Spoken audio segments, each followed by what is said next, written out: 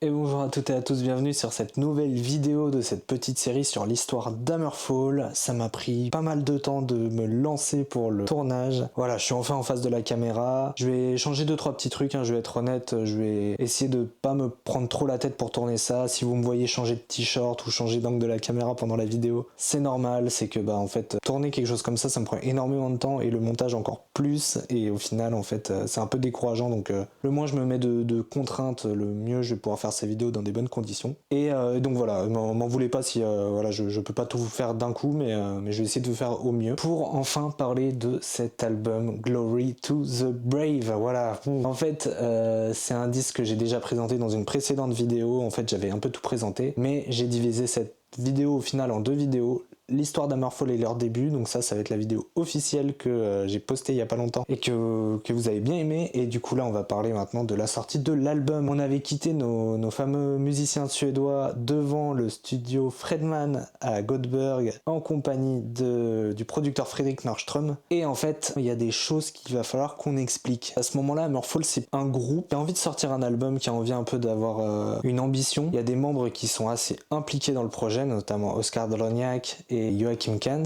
mais en fait il y a des choses qu'ils n'ont pas tellement expliquées. En fait on va essayer de comprendre un petit peu et d'avoir les éléments qu'on a quoi. En fait déjà Jesper Strömblad, qui est le batteur et donc qui a composé pas mal de riffs de guitare, pas mal de morceaux, qui a composé des parties de batterie et tout, au final c'est pas lui qui va jouer la batterie sur l'album. Selon Joachim Kans, dans une interview, il disait qu'en fait c'était un bon batteur mais qu'ils avaient besoin d'un grand batteur quoi pour assurer des parties de batterie. Et donc en fait pour moi c'est un petit peu un mystère, parce que j'espère du coup s'est mis en retrait mais est quand même resté dans le groupe, donc il n'y a pas eu d'embrouille ou quoi.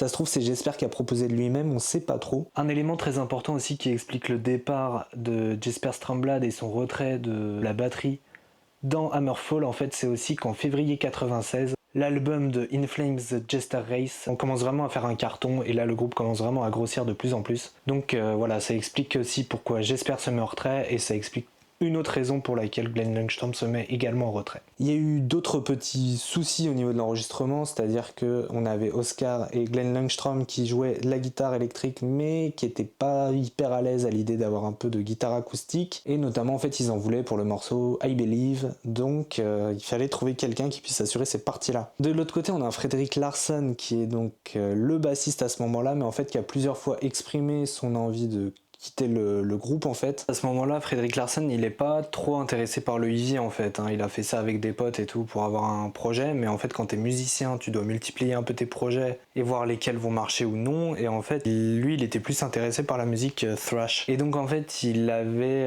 on va dire des obligations avec un autre groupe qui s'appelle None. Ça c'est référencé sur Metal Archive, et en fait un des membres de None a participé avant à un groupe qui s'appelle Beyond, et donc je sais pas si Fredrik Larsson était aussi un petit peu impliqué dans ce Beyond. Là notamment le Wikipédia français le spécifie et j'ai cru l'entendre dans certaines interviews. En tout cas ce qui est sûr c'est qu'il était avec None et donc peut-être Beyond avant, et qu'il avait donc ce projet thrash metal qui voulait mettre plus en avant que ce projet heavy qui était Hammerfall. Également il a un autre projet qui s'appelle Dispatched, dans lequel il joue une sorte de black death mélodique qui tend vers un death mélodique après, à mon avis un petit peu en surfant sur le succès des In Flames, des Dark Tranquillity et des At the Gate. Et donc il a continué à jouer dans ces groupes-là en même temps qu'Hammerfall. Et donc en fait il a dit qu'il allait assurer l'enregistrement, mais du coup il songeait un petit peu à partir aussi à côté de ça quoi. De l'autre côté on a un Glenn Ljungström qui est ancré dans In Flames, tout comme Jesper Strömblad. Mais Glenn Ljungström, ce qui se passe c'est qu'il va être papa. C'était logique après qu'il décide de partir d'Hammerfall, qu'il soit devenu papa et du coup qu'il ait dû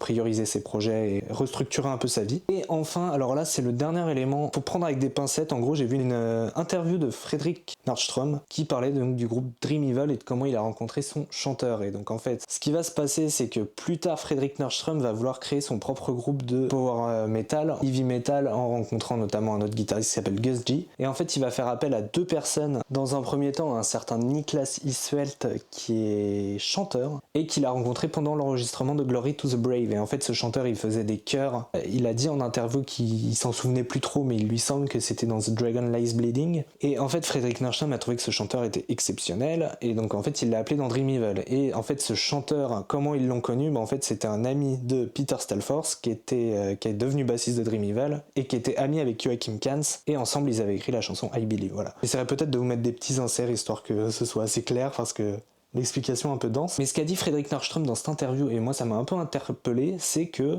il disait qu'en fait les membres d'Hammerfall, en voyant Niklas Isfeld chanter, se disaient ouais, il chante vachement bien, il pourrait peut-être chanter pour nous par la suite, pourquoi pas faire des choses avec lui plus tard. Alors je sais pas si Frédéric Nordström a dit ça pour mettre en avant son chanteur dans son groupe. Après il a quand même pris des pincettes, il a dit moi je leur ai dit que non, c'était très bien comme ça parce qu'en fait il avait en tête de faire un groupe avec lui, et en même temps il disait que Hammerfall à cette époque c'était un loose band, je crois qu'il dit comme ça, donc je crois qu'en anglais la traduction c'est un groupe en vrac. Et donc moi ça me paraît un petit peu bizarre parce que Joachim Kens, j'ai l'impression qu'il était quand même bien intégré dans le projet, mais en fait ça se trouve la mentalité du groupe à l'époque c'était on fait un disque et après quoi. Donc voilà, en fait c'est tous ces petits éléments qui vont faire que leur entrée dans le studio Fredman, en fait ça va prendre une dimension qui est assez particulière. Ils ont très peu de temps pour enregistrer, comme j'ai dit, donc ils avaient une petite avance qui leur permettait de rester 14 jours, auxquels Frédéric Nordström a ajouté 2 jours et demi. 2 jours, donc en fait il leur a filé, donc ça devait être des week-ends et tout, des jours de pause, et également une demi-journée qui était en fait une nuit où ils ont dû finir les enregistrements avant de passer la phase de mixing en catastrophe. Et ce court moment passé en studio a quand même contribué pas mal au côté spontané dans cet album. Le premier morceau qui aurait été enregistré, ça aurait été Ravenlord, donc une reprise du groupe Stormwitch. Ce morceau-là, au final, il n'est pas intégré dans l'album, mais il va être intégré sur un CD single qui va sortir voilà, un petit peu au même moment que l'album. Et voilà, on sait qu'il y a eu plusieurs guests, plusieurs musiciens invités. On va essayer de comprendre un petit peu qui a été invité, quels membres vont rejoindre l'enregistrement, quels membres après vont intégrer le groupe. Et donc en fait, il y a 2 petits soucis. Ça va être, il va falloir donc un nouveau batteur et également un guitariste qui pourra faire quelques guitares additionnelles sur des morceaux. Et en fait, c'est Joachim Kans qui va proposer des musiciens, et donc c'est pour ça que je trouve un peu bizarre qu'il y ait eu en discussion peut-être de remplacer Joachim Kans après l'album, parce qu'en fait, déjà, lui, il avait quand même bien avancé ses pions, on va dire, au sein du groupe. Il a participé à l'écriture de quasiment toutes les paroles, il a composé, il a même sa chanson, I Believe, en coécrite avec Peter Stalfors, mais qui faisait pas partie du groupe. Donc voilà, pour moi, en fait, c'est un ensemble d'éléments qui me font dire que Frédéric Nordström, je sais pas trop ce qu'il voulait dire par là, mais bon, en tout cas, voilà, il disait que le groupe était un peu en vrac, et ça, c'est plutôt vrai. Donc on va voir directement qui est le batteur qu'ils invitent pour ce disque, qui s'appelle Patrick Ruffling. Pour parler rapidement de ce batteur, en fait, ce qu'il faut savoir, c'est que lui, il a un petit peu commencé dans des groupes de death metal, où il a notamment commencé dans un groupe qui s'appelle Megasloth, où il sort un album en 1990 qui s'appelle Calls from the Beyond. Il a joué dans le groupe Highlander avec Joachim Kans, mais en fait ils se sont perdus de vue entre 92 et l'enregistrement dans 96. Et ce qu'il faut savoir aussi, une petite anecdote sur lui, c'est qu'il a participé au championnat du monde de hockey sur table en 94. Voilà, c'est une petite anecdote inutile mais qui est rigolote. Et donc en fait, Joachim Kans, quand on lui dit qu'il faut un batteur, et ben il pense à Patrick Ruffling avec qui il a joué dans Highlander. Donc il l'appelle, et Patrick il a dit après qu'il était vachement surpris parce qu'il s'était un peu complètement perdu de vue. Et donc Joachim décrit Patrick comme quelqu'un qui est assez genre pas je m'en foutiste, mais un peu détaché, un peu à la cool. Donc il lui dit ouais, ça te dirait de jouer? Il fait ouais ok. Donc apparemment c'est quelqu'un qui aimait bien rester chez lui à jouer sur sa Nintendo. Et donc en fait l'anecdote qui est assez rigolote, c'est quand il est arrivé au studio, donc Joachim était content de le voir, lui il était en mode un peu main dans les poches, en mode ouais ça va. Et Joachim lui montre la batterie, en fait il n'y a pas de cymbales. Et Joachim Kans il lui dit bah en fait on n'a pas de cymbales, est-ce que t'en as? Et lui il fait non. Et du coup Joachim qui est un peu en train d'attendre quelque chose, il lui dit mais est-ce que tu connaîtrais quelqu'un qui pourrait nous en prêter, parce qu'en fait on n'a pas l'argent pour en acheter ou en louer quoi. Patrick il le regarde, il fait ouais je vais réfléchir, et puis il part du studio, voilà, et puis il revient 1 heure après, il est avec des sacs de course, et dans ces sacs de course il y a des cymbales quoi. Apparemment il y a quelqu'un qui lui avait prêté, il l'avait ramené dans des sacs de course, et Joachim il raconte toujours cette anecdote, ça le fait toujours rire en disant le gars il est arrivé avec des sacs de course dans le studio en mode ouais c'est bon j'ai des cymbales, et apparemment en fait il aurait continué à trimballer ses cymbales dans des sacs plastiques après dans ses tournées. Donc voilà, c'est un petit truc marrant. Et un autre petit truc marrant aussi, mais bon ça sera plus pour la suite, mais en gros Patrick c'est quelqu'un qui est un peu tête en l'air, un peu il vit encore avec sa mère à ce moment-là, et en fait il lui dit pas spécialement ce qu'il fait quoi. Donc c'est arrivé à Joachim Kans de recevoir des appels de la mère de Patrick Ruffling qui lui dit mais là vous partez en tournée là ils font ouais en Europe. Ils font mais Patrick il vient avec vous? Et genre Joachim il se rend compte mais en fait il lui a rien dit du tout, il fait ouais bah on emmène Patrick avec nous. Ils font ah merci Dieu et tout, et puis elle raccroche, et du coup en fait il est un peu en mode mais qu'est-ce qui se passe. Et donc en fait il se sent un petit peu protecteur envers Patrick Ruffling, qui est un peu geek, un peu tête en l'air, un peu je m'en foutisse, mais très talentueux à la batterie. Il va avoir une énorme importance dans le son de cet album. L'autre musicien que Joachim Kans va appeler, c'est Stefan Engren. En fait c'est un de ses potes de toujours. Ils sont partis aux États-Unis ensemble, ils étaient dans la même école, alors c'était pas exactement le même bâtiment, mais en tout cas c'était la même ville et ils étaient colocs. Quand Joachim Kahn est revenu en Suède et a recréé Highlander avec ses anciens partenaires, il a appelé Stefan Emgren parce qu'ils avaient besoin d'un guitariste. Et en fait, quand il a entendu qu'ils avaient besoin d'un guitariste additionnel en fait pour faire notamment la guitare acoustique sur I Believe et 2-3 autres petites choses, et ben en fait il a naturellement pensé à Stefan Emgren. C'est un gros fan d'Iron Maiden et voilà, il a des influences qui vont de Yngwie Malmsteen, Gary Moore. Notamment une petite anecdote, c'est que quand il était aux États-Unis, il a pu jammer un peu avec des musiciens du Michael Schenker Group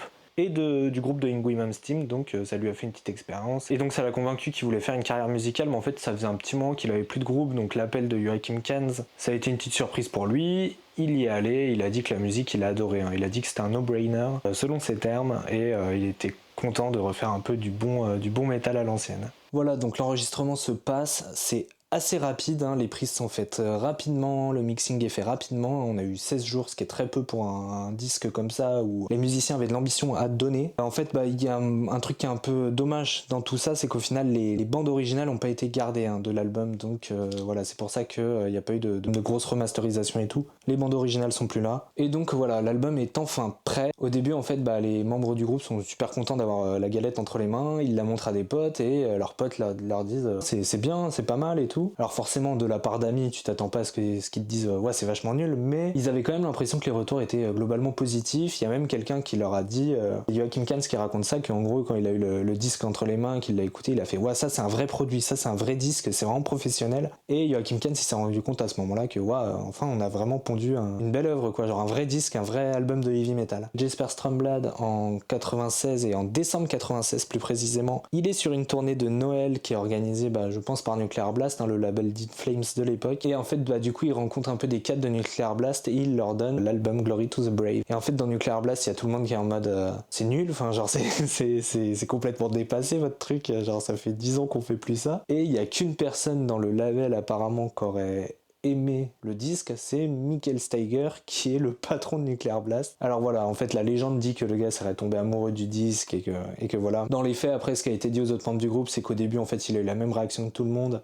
Il a dit que c'était nul, et puis qu'au final, en ayant des conseillers qui lui ont parlé, en parlant avec des gens et tout, en fait il s'est rendu compte qu'il y avait peut-être un petit truc dans ce groupe, en tout cas peut-être pas au niveau de ses goûts musicaux, mais en tout cas au niveau des affaires, il s'est dit qu'il y avait peut-être un créneau à prendre sur le revival du power et du heavy metal. Et donc en fait Michael Steiger il est conquis, et en fait ce qui va se passer c'est que le label Vic Records, donc rappelez-vous notre label néerlandais qui avait signé l'album de Crystal Age et donc le premier album d'Hammerfall, donc ils ont prévu leur album pour mars 1997, la Glory to the Brave, ils se disent bon personne va l'acheter mais c'est pas grave, et là ils reçoivent une lettre avec cachet de Nuclear Blast qui lui fait une proposition absolument indécente. Nuclear Blast sont arrivés avec une vingtaine d'avocats, machin, des gros papiers, des trucs et tout. Le patron de Vic Records, il était en mode bon, ok.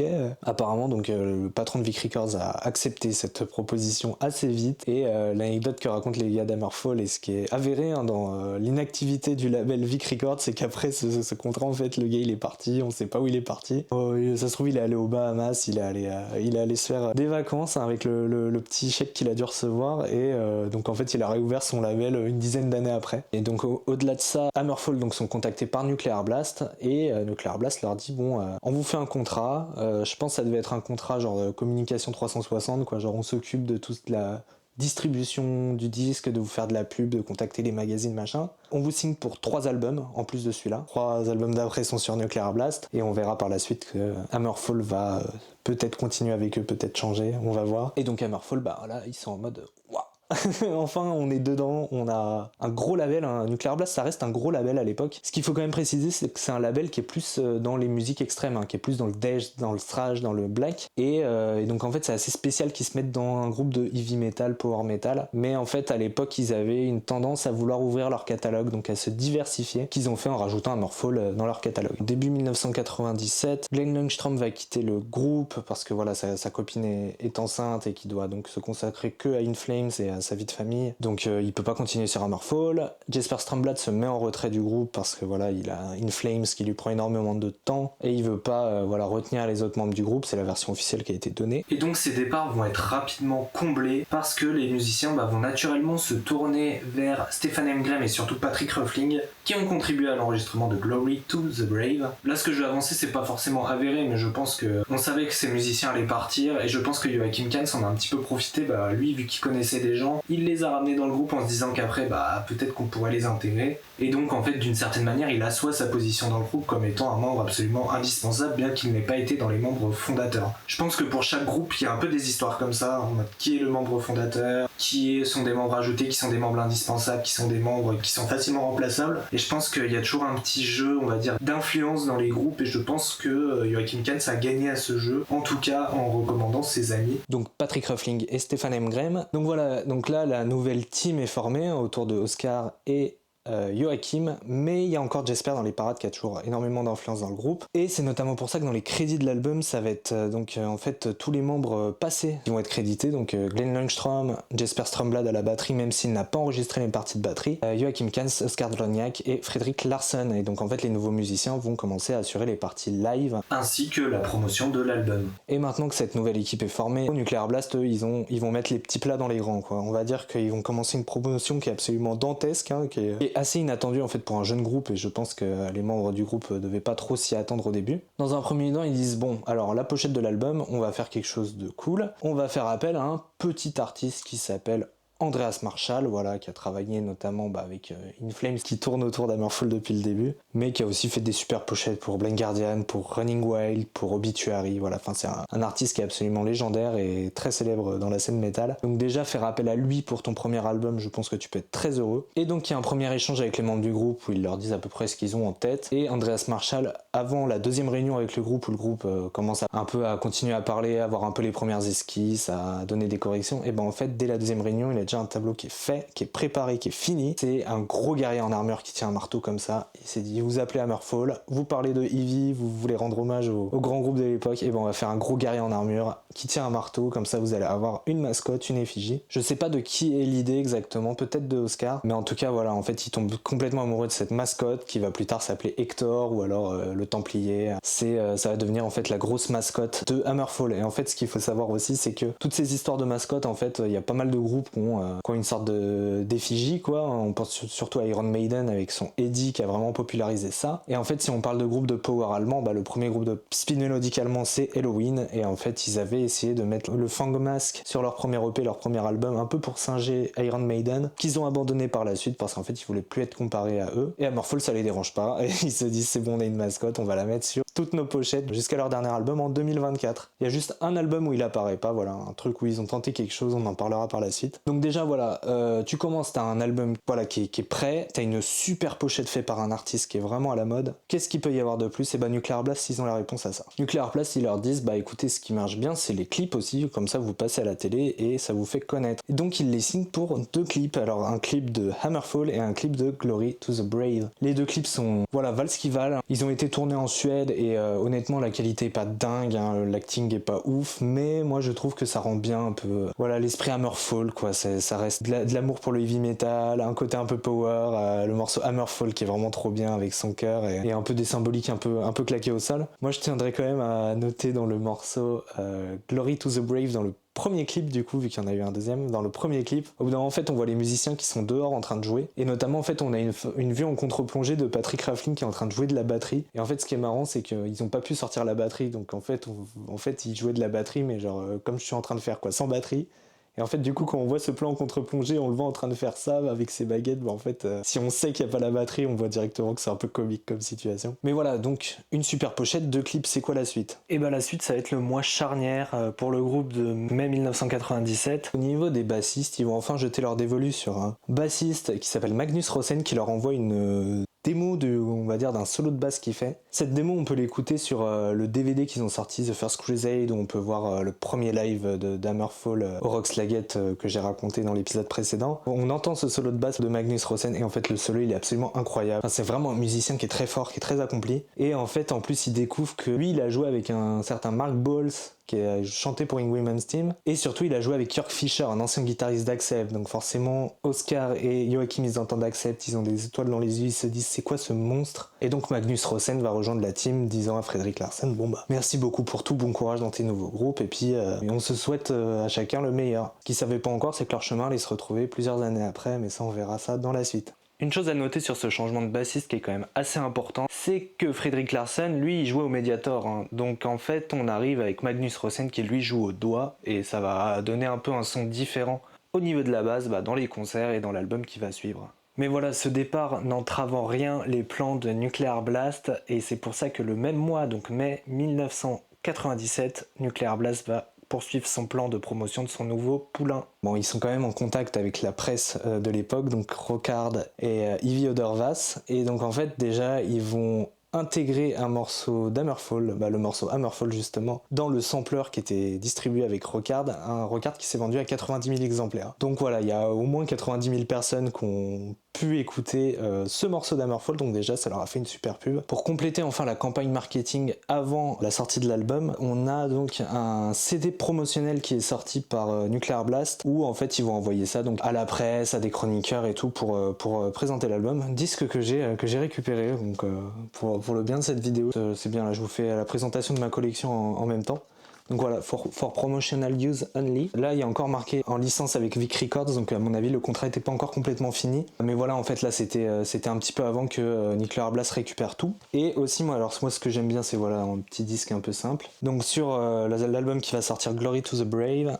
Et donc, en fait, ce qui est hyper intéressant de voir pour l'analyse après, ça va être que c'est vendu comme un groupe de melodic power metal. Et on market ça comme Power Metal is back. Le Power Metal est de retour avec Hammerfall, avec un grand smash qu'ils vont mettre au milieu de l'année 97. Donc ils font comme un cadeau des dieux nordiques. Ce groupe suédois a écrit leur metal ballade de rêveur Glory to the Brave, en plus de tous leurs morceaux très power. Voilà, c'est un peu présenté comme ça. En feature sur ce CD sont les deux ballades Glory to the Brave et I Believe, et le speedy et donc le côté speed du groupe est présenté avec les morceaux Hammerfall et Stone Cold. Et alors en fait ce qui est assez rigolo, c'est que Stone Cold, ils se sont radés. Alors déjà en fait Stone Cold c'est plus un morceau qui est mid-tempo, donc ils se sont foirés. En fait c'est The Dragon Lies Bleeding, en fait c'est un misprint. Donc voilà, je pense que les gars de Nuclear Blast étaient très bons pour marketer un groupe comme ça, mais je pense qu'ils n'avaient pas spécialement dû écouter l'album. Si vous voulez mon avis honnête. Voilà, ce que je vous propose, c'est que maintenant qu'on a présenté un peu donc l'enregistrement de l'album, les changements de line-up qu'il y a eu après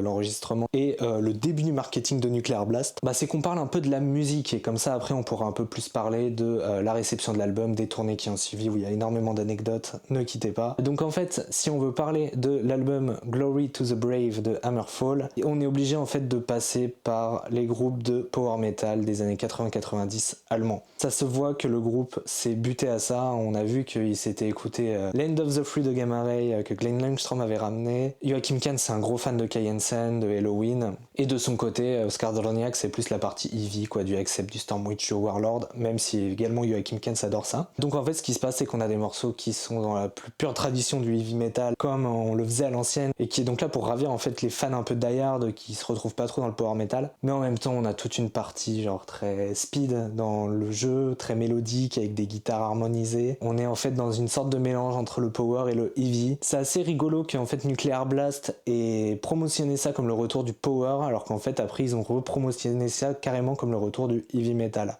D'ailleurs tout cela c'est vachement corrélé avec l'histoire de Judas Priest qui était en train de se séparer avec son chanteur Rob Halford. Donc on avait l'impression qu'un des plus gros fleurons du heavy metal était en train de sombrer, donc tout le monde voyait ça un petit peu mourir. Et en fait moi je mets toujours un peu cette période aussi en plus de Glory to the Brave d'Hammerfall, il y a aussi le premier album de Primal Fear qui est sorti l'année d'après, où le chanteur Ralph Shippers avait quitté Gamma Ray et avait essayé de rejoindre Judas Priest, mais au final il n'avait pas été pris, donc il a créé son Primal Fear qui est une sorte de groupe hommage à Judas Priest. Et donc en fait le heavy était en train de reprendre de la vitesse petit à petit. Après il y a eu plusieurs vagues revival, la reformation d'Iron Maiden, de Judas Priest et tout. Est-ce que Glory to the Brave était là comme étant le porte-étendard de ce revival ? En tout cas c'est présenté comme ça. Au niveau donc de la musique, musique, en fait, on a une structure d'album qui est assez particulière, en fait, qu'on va retrouver sur l'album d'après. C'est-à-dire, on a des morceaux qui sont speed, on a quand même des morceaux mid-tempo, hein, je pense à Stone Cold, et on a aussi, en fait, des ballades, quoi. Donc, I Believe et Glory to the Brave. C'est assez particulier, en fait. On a un groupe qui est en même temps, on va dire, dans le culte des groupes de heavy des années 80, mais qui apporte des éléments qui sont vraiment issus du power, du speed mélodique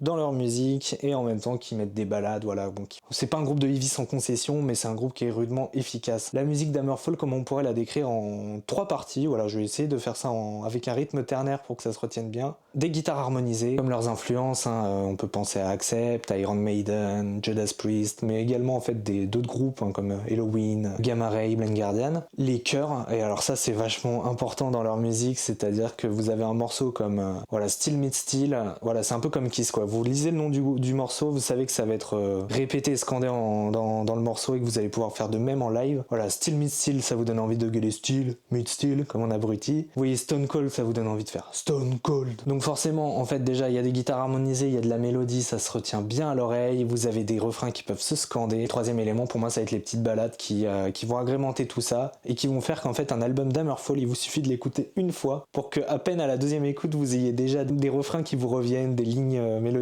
qui vous reviennent. C'est une musique qui est bougrement efficace, une recette qu'ils vont utiliser encore jusqu'à leur dernier album. À ce jour, c'est moi c'est ce qui me fait énormément aimer ce groupe. Petit bémol quand même au niveau de cette musique, ça va être sur en fait certains enregistrements, c'est qu'on entend en fait le chanteur respirer, on entend le faire. Donc on entend Joachim Kens par exemple sur The Dragon Lies Bleeding qui fait qui lance sa ligne vocale. Et donc j'avais vu dans un commentaire d'une vidéo YouTube ou sur Reddit, je sais plus, quelqu'un qui mentionnait ça et qui disait que pour lui il appelait le premier morceau de cet album The Dragon Lies Breathing. Le dragon est couché en train de respirer quoi, au lieu en train de saigner. Parce qu'en fait il y a ce petit défaut. Alors je sais pas si c'est par manque de temps qu'ils n'ont pas pu le retirer, si c'est un choix qu'ils ont fait. En tout cas moi c'est un truc qui me déroute un peu. Et sinon au niveau des gros tubes de ce morceau, ça va être Still Meets Still, hein, le morceau qui est trop efficace. Du pur heavy, les refrains scandés qui vous rentrent dans la tête. Le morceau composé par Oscar Droniak, quoi. Il y a le morceau The Dragon Lies Bleeding au début qui, bon, malgré ce petit souci de respiration, vraiment, moi, c'est le morceau qui m'a directement frappé quand j'ai commencé à écouter cet album et que j'ai trouvé absolument incroyable. Un chant de Joachim Kens qui va très haut, hein, comme les groupes de power metal, voilà. On peut remonter à Helloween avec Michael Kiske, on peut remonter même jusqu'à Queensryche avec Geoff Taff. Voilà, les Judas Priest avec un Rob Halford qui chante très aigu et tout, voilà, ça fait partie un peu de tout cet univers musical et moi je trouve la voix de Joachim Kens qui s'y prête vachement.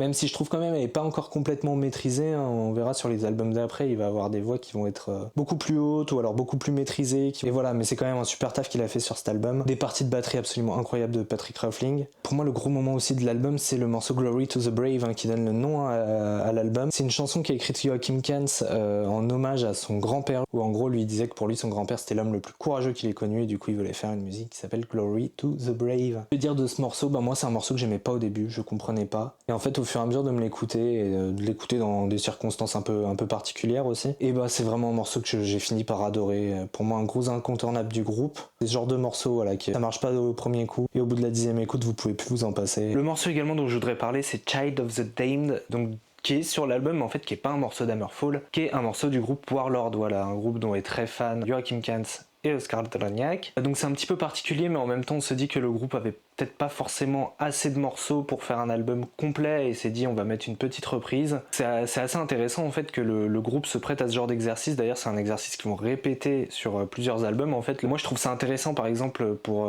quelqu'un qui veut un peu étendre sa culture, écoutez des albums d'Hammerfall, vous découvrez des groupes voilà, genre Pretty Mates, Picture, Warlord, Aston Witch également. C'est un exercice auquel le groupe aime bien se prêter et donc c'est une bonne occasion en fait de découvrir des nouveaux groupes par l'intermédiaire d'Hammerfall. On a également un morceau qui est quand même vachement rapide qui s'appelle The Metal Age, qui est quand même un gros tube que le groupe a beaucoup repris en live. Et une anecdote qui est assez rigolote là-dessus, c'est que Oscar Droniak, pendant une bonne partie de sa carrière sur ses tournées, même quand le morceau n'était pas joué en live, il se jouait le riff d'intro de The Metal Age et il dit qu'en gros il faisait ça pour s'échauffer et notamment retrouver la bonne inclinaison du médiator qu'il voulait pour jouer son concert quoi. Donc voilà, The Metal Age c'était un riff que jouait Oscar Droniak assez régulièrement avant de commencer un concert. Donc moi en fait pour Pour parler vite fait de mon rapport personnel avec cet album, c'est un album que j'ai découvert sur le tard dans la carrière d'Hammerfall, donc j'ai pas eu cette magie qu'ont dû ressentir les gens en écoutant ça, qui arrivait comme une déferlante au milieu de l'année 1997. C'est bête à dire, c'était pas un de mes albums favoris jusque-là du groupe, mais en fait en faisant ces vidéos, en étudiant le contexte historique à fond, en comprenant qu'est-ce qui s'est passé pendant l'enregistrement, quels musiciens sont venus, etc.,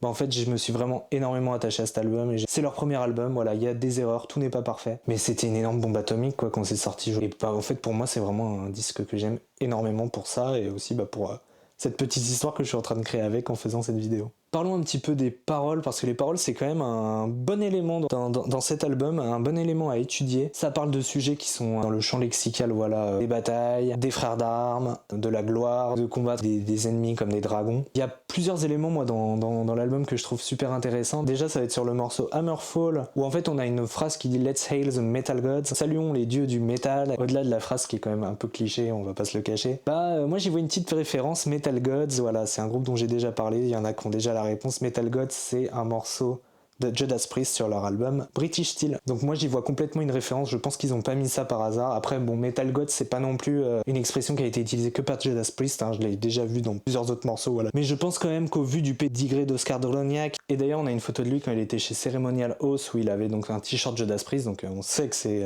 un groupe qui est passé dans ses oreilles. Une autre phrase dans le même morceau, donc Hammerfall, c'est A metal heart is hard to tear apart, une phrase qu'ils ont collée dans les t-shirts après, qui est une sorte de petit slogan pour le groupe à l'époque. Donc un cœur de métal est dur à déchirer évidemment, donc ça fait référence. On ne peut pas se séparer de la musique métal, quoi. C'est un truc qui est dans notre cœur, qu'on ne peut pas déchirer parce que c'est fait de métal, et évidemment un cœur de métal, ça fait penser à l'album d'Accept à succès, Metal Heart, qui est donc une machine à tube, donc Metal Heart, Scream for Love Bite. Forcément Oscar il est très fan de ça, et je pense qu'il a dû y faire une petite référence aussi en parlant du Metal Heart. Donc au niveau des paroles, j'en ai déjà parlé dans la dernière vidéo, mais on a également aussi le morceau Still Meet Still qui lui est un peu différent parce qu'à mon avis il a été écrit au début des années 90 et donc après il y a eu un petit changement musical, mais Oscar a pas voulu retoucher aux paroles. Ça parle des croisades du 11e siècle, et donc c'est un thème qui est beaucoup plus réaliste et un peu plus historique que les fictions desquelles les musiciens parlent, quoi. Et donc enfin une petite dernière anecdote marrante, c'est dans le morceau Unchained,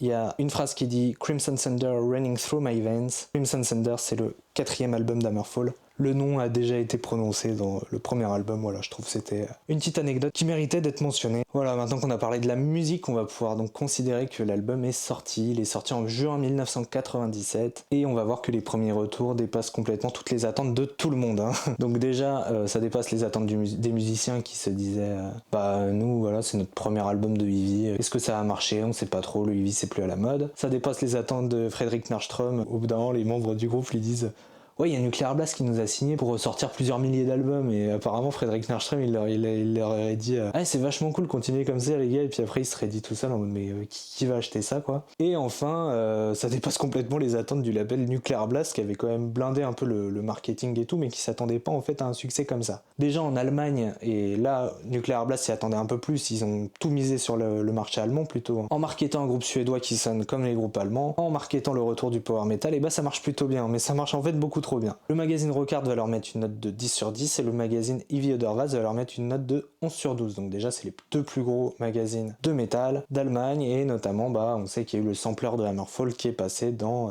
Rockart.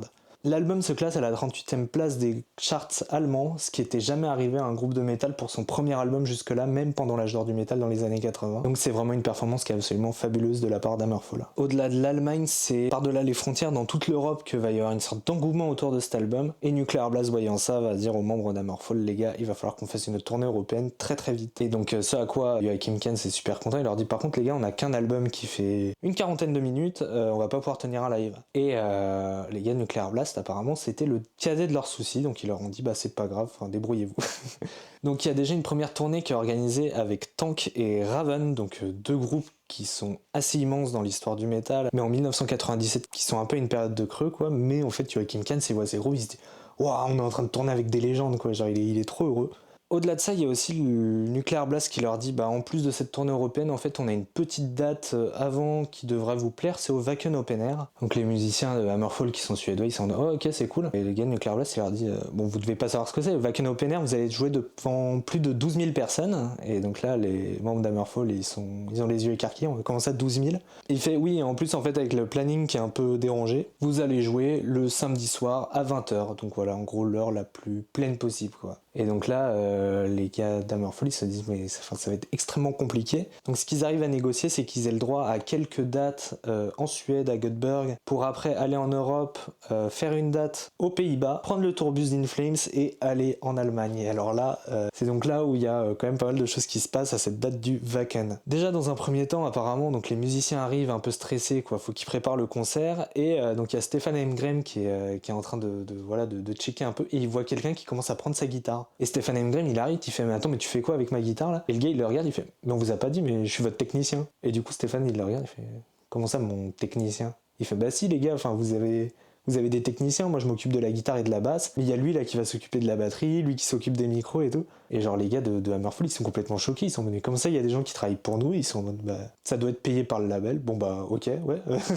Et donc voilà il y a ce petit truc qui se passe. Donc le concert commence enfin et il démarre sur les chapeaux de roue avec Child of the Dame, donc la reprise de Warlord. Ce concert il est disponible sur YouTube, donc on peut voir comment commence le concert. Et en fait, alors moi ce que j'ai pas trop compris, c'est que dans une interview il y a Joachim Kanz en fait qui raconte que en gros que Oscar a commencé à jouer le morceau et que lui en fait il entrait sur scène et il se rendait pas compte que la scène était immense, et donc en fait au moment où il devait commencer à prendre le chant, son micro était au milieu de la scène, il a dû courir et choper le micro et commencer à chanter. Et apparemment en fait voilà, pendant un pont il allait voir un peu le public à gauche et puis au moment où il doit rechanter il se rend compte qu'il est super loin de son micro, donc il recourt comme un fou. Sauf qu'en fait j'ai vu la vidéo du concert et en fait on le voit, il est au micro, il fait cette chanson s'appelle Child of the Dane et le morceau commence. Alors c'est là où je me suis demandé si Joachim Kanz c'était une source d'informations vraiment fiable. Il raconte énormément d'anecdotes et tout, plus que Oscar qui lui est plus en mode ah je me souviens plus et tout, il a l'air d'avoir une mémoire un peu plus courte. Mais du coup j'ai l'impression que Joachim soit il se souvient mal, soit il essaye d'embellir un petit peu la réalité quoi. Il doit avoir un petit peu son syndrome de chanteur et personnage principal et il doit ajouter des histoires. Je sais pas trop, en tout cas j'ai pas la confirmation qu'il ait dû courir pour choper son micro. En tout cas je l'ai pas vu de mes yeux, mais c'est quelque chose qu'il a raconté. Donc apparemment le concert était pas dingue hein, parce qu'ils ont pas eu le temps de faire les balances très bien. Le son était pas dingue, mais en fait ce qu'ils disent c'est qu'il y avait vraiment une envie du public de trouver Hammerfall, de les rencontrer pour la première fois. Et c'est à ce moment-là qu'en fait avec leur petit concert en Suède, aux Pays-Bas, et donc cette date au Wacken Open Air, ils se sont rendus compte qu'ils avaient déjà des fans, ils avaient des gens qui arborent leurs t-shirts, qui voulaient se faire signer leur album, et pour eux c'était absolument incroyable. Et pour enfoncer le clou, ce qui s'est passé et ce qui a un peu mis la pression aux musiciens, c'est que le concert était en fait retransmis à la télé. Vu qu'ils n'ont pas eu le temps de faire les balances, le concert avait pas un son dingue, et sur l'aveu de Joachim Kanz, il a dit qu'il avait jamais re-regardé ce concert parce qu'il avait tellement honte et qu'il a peur d'entendre comment ça sonne. Et donc aussi le fait que ça a été retransmis à la télé, ça a bien sûr contribué encore à développer le succès du groupe, à faire parler de lui. Et bien que le concert qui était pas d'une super qualité, les fans étaient contents de voir Hammerfall, d'entendre parler d'Hammerfall, de voir un groupe qui rebrandissait l'étendard du heavy metal sur le devant de la scène. Et d'ailleurs en fait ils vont profiter de leur passage en Allemagne, donc après le Wacken où ils vont faire plusieurs dates, pour retourner en fait un clip de Glory to the Brave. En fait le label était pas très fan de ce qu'ils avaient fait pour les deux vidéos d'Hammerfall et Glory to the Brave. Au final elles ont été très peu diffusées ces deux vidéos. Et donc en fait ils retournent une vidéo donc avec un clip un peu plus moderne. Les membres du groupe l'ont pas aimé en fait. Ils vont reconnaître après, ils trouvaient que ça n'avait rien à voir avec ce qu'ils voulaient dire dans leur musique. Moi c'est vraiment un clip que je vous invite à voir, je trouve qu'il est pas mal du tout. Il y a une espèce de symbolisme, c'est pas mal tourné, il y a un peu plus de moyens là-dedans. Et donc voilà, il y aura quand même des petits problèmes autour donc voilà, de ces trois clips tournés, les deux de Glory to the Brave et d'Hammerfall, parce qu'après le label va considérer que ça n'a pas très bien été géré par le groupe et ça va poser des petits soucis en fait pour l'album d'après, Legacy of Kings, qu'on verra par la suite. Donc après ils ont fait un autre festival qui s'appelle le Bang Your Head, et là ils ont été rejoints par un héros pour eux, qui est nul autre que le chanteur de Stormwitch, Andy Muck, et donc ils vont reprendre le morceau Ravenlord avec lui. Anecdote super cool parce qu'en fait Andy Muck ils vont collaborer avec lui, il va notamment leur écrire une chanson pour leur album d'après, chanson qui aura une petite histoire parce qu'il y aura un petit problème juridique notamment avec une troisième personne qui l'a composé, mais ça on verra plus tard. Il se passe un truc assez drôle sur ce morceau parce qu'en fait il commence à jouer et là il y a Andy Muck qui arrive, qui met un gros kick dans le vent, tu vois, en mode le chanteur qui arrive, et apparemment il fait tomber un truc et on le voit qu'il est en train de le ramasser, donc ça un petit peu con comme entrée sur scène. Mais voilà, et puis enfin, en fait ça on le voit dans leur DVD, The First Crusade, et ils montent une petite flèche en mode regardez, il est en train de se rater, enfin ils prennent ça avec humour quoi. Il y a aussi des dates en Grèce qui sont programmées, notamment en fait Hammerfall fait la première partie de Gamma Ray. Alors forcément quand il commence à bien percer dans le power metal allemand, que tu commences à avoir un petit succès, faut forcément que Kai Hansen ils sont en train de rôder un peu autour de toi, parce que c'est quelqu'un qui est très sympa apparemment, mais il est pote avec tout le monde quoi, Angra, Blind Guardian, il est pote avec tout le gratin, donc c'est un peu un essentiel. Et donc en fait ils ont tourné avec lui sur des dates en Grèce, dates assez particulières, parce qu'en fait ils avaient une date qui a été sold out très vite, donc ils ont dû en faire une deuxième le jour d'après quoi, tellement ça a eu de succès. Kai Hansen c'est un héros de Joachim Kahn, hein, c'est un de ses chanteurs préférés, et c'est aussi voilà quelqu'un qui est très respecté dans le milieu du heavy power allemand évidemment. Je répète encore une fois, mais oui, ils ont adoré l'album Land of the Free de Gamma Ray. Et en fait, ce qui se passe, alors là c'est Oscar qui raconte cette anecdote, c'est que eux en fait, Hammerfall ils en ont un peu rien à foutre quoi. Ils arrivent sur scène, ils font leur truc, ils font leur show, et en fait ils singent un peu tous les groupes de heavy des années 80 quoi. Donc ils sont avec du cuir, et surtout en fait ce qu'ils racontent c'est que il y a des moments sur scène où en fait les guitaristes, donc les deux guitaristes et le bassiste arrivent comme ça, et en fait ils vont en rythme comme ça quoi. Vous voyez ce que je veux dire? Ils headbangent en rythme, et en fait ils commencent à faire ça sur leur tournée avec Gamma Ray, et eux ils considèrent que Gamma Ray ils sont plus statiques en live quoi. Il y a Kai Hansen qui fait un show de fou, mais les autres musiciens ils bougent pas trop, voilà, ils font leur travail. Et en fait ils disent qu'après quelques concerts ils ont commencé à voir Gamma Ray eux-mêmes commencer à imiter un peu ce que faisait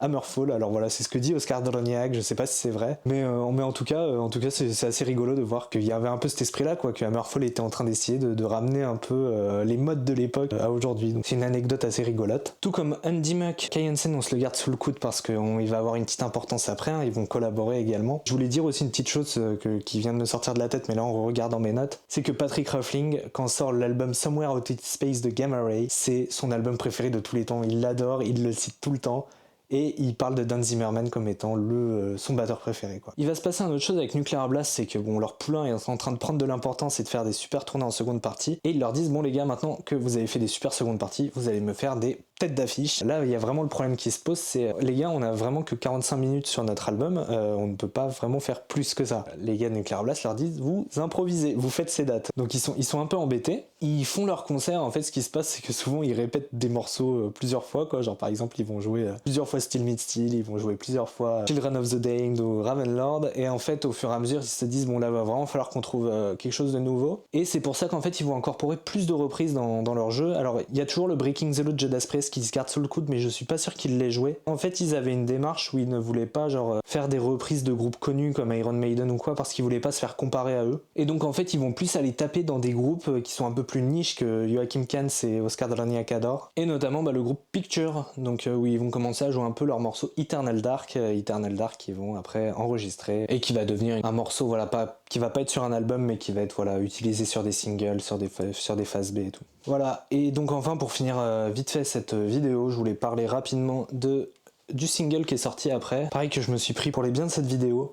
On a le morceau Glory to the Brave, I Believe, Glory to the Brave, donc en version éditée pour la radio, et le morceau Ravenlord de Stormwitch, voilà, qu'ils ont utilisé pour ce single au final. Je voulais aussi notamment mentionner le fait que dans les concerts qui ont été faits après, donc sur les tournées qui ont été faits après la sortie de l'album, apparemment Magnus Rosen c'était une énorme bête sur scène. C'est un mec qui peut jouer énormément de choses, hein, qui peut jouer des choses très progressives, très complexes et tout. Et en fait il dit que lui, en fait il est arrivé sur Hammerfall, il avait des lignes de basse qui étaient beaucoup plus faciles à faire quoi, et donc en fait il pouvait donc se dédier à donner de l'énergie sur scène. Donc voilà, il jouait ses lignes de basse, hein, les lignes de basse Hammerfall, alors je suis pas un spécialiste mais je pense que c'est pas les plus complexes du monde. Et donc en fait il se tenait sur scène, il bangait comme un fou, il courait partout. Et je pense que lui il a une grosse expérience de la scène que les autres n'avaient pas, hein. Magnus Rosen c'était le plus professionnel de tous, et je pense que ça leur a montré le bon chemin, que ça a été un exemple à suivre pour les autres membres du groupe, ce qui fait que voilà, il y a eu une dynamique qui a été lancée par Magnus Rosen, et je pense qu'il faut lui reconnaître ça, hein. Je pense que les autres membres du groupe en interview en tout cas l'ont mentionné, mais en tout cas ce single est sorti après, et donc propose le morceau Ravenlord de Stormwitch. Et en fait ce qui va se passer c'est que le groupe a un succès tellement énorme qu'ils se disent qu'il faut vraiment battre le fer tant qu'il est chaud, et mettre un bon coup de marteau là où il faut, et donc ressortir un album assez rapidement, et c'est cet album qu'on présentera sur la prochaine vidéo, Legacy of Kings. Voilà, j'espère que ça vous a énormément plu. Et ben n'hésitez pas à me dire ce que vous en pensez, n'hésitez pas à me dire si vous avez bien aimé ce que j'ai fait là sur le fait de retourner ma vidéo. Et j'espère que ça vous a plu cette vidéo sur Glory to the Brave, qui est un album que j'aime énormément, et notamment parce que j'ai fait ces vidéos, je l'ai énormément écouté. je me le suis mis dans les oreilles et j'ai énormément apprécié l'écouter en apprenant son histoire. J'espère que ça vous a plu. Pour ceux qui ont vu ma toute première vidéo 0, la Hammerfall, où je faisais un mix des deux, n'hésitez pas à me dire ce que vous avez pensé du fait que j'ai redivisé cette vidéo en 2 parties pour avoir quelque chose de beaucoup plus complet et beaucoup plus renseigné. Moi en tout cas ça a été un effort assez complexe à faire de retourner une vidéo parce qu'on a l'impression qu'on répète les choses, mais au final je pense vraiment que j'ai apporté une plus-value par rapport à ma première vidéo. N'hésitez pas à me dire ce que vous en avez pensé. Je pense pas et je sais pas si j'aurai assez de matière pour faire des vidéos aussi complètes sur les albums suivants parce qu'en fait le groupe va commencer à être professionnel, voilà, tourner, on entre en studio, on fait l'album, tourner, on entre en studio, on fait l'album, rentrer dans son cycle. Il y a beaucoup moins d'histoires particulières à faire. On va voir quand même que sur le prochain album, Legacy of Kings, il y a sa part d'histoire et même un côté assez tragique sur certaines choses. Et voilà, donc n'hésitez pas à me faire tous vos retours. J'ai trop hâte de voir ça et puis on se dit à la prochaine pour de nouvelles vidéos. Allez, merci beaucoup et ciao.